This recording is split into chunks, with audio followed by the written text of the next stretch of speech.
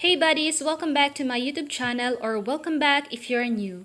Ang video natin ngayon is tutorial video which is how to lock and unlock our Facebook profile para iwas na din tayo sa mga scammers, sa mga stalkers, sa mga maling tao na nagpapanggap na may gusto sa atin or sa mga taong nagpapanggap na crush nila tayo. So, if you want to know the process, then continue watching. And if you're new to my YouTube channel, don't forget to hit subscribe and hit mo na rin yung notification bell para updated ka sa mga upcoming videos ko. So, let's start!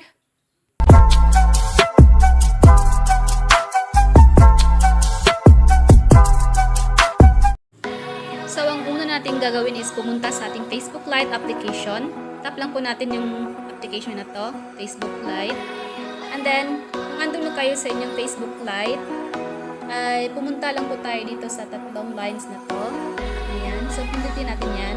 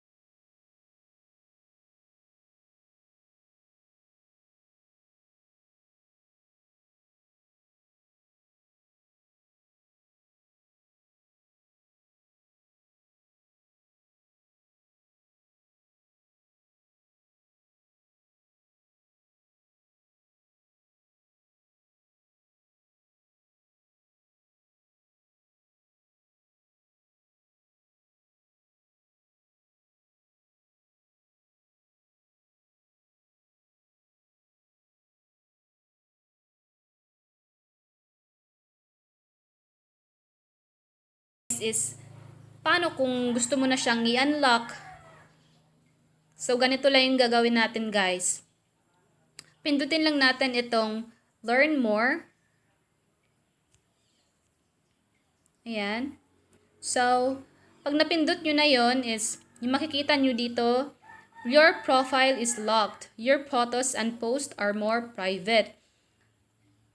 So, kung nakikita nyo itong unlock na to, is pindutin natin yan. At saka itong unlock your profile.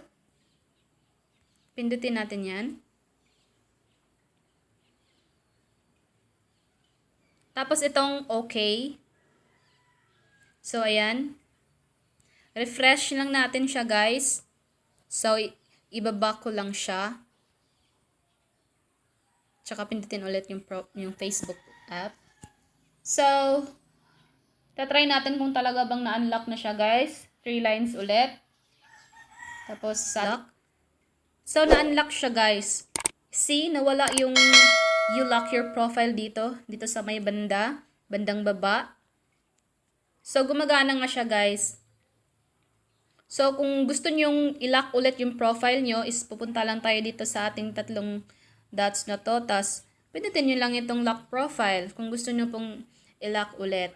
So, yun lamang po mga guys. Sana po ay may natutunan kayo sa ating tutorial video na to.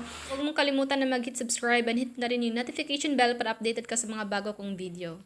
Thank you for watching, guys!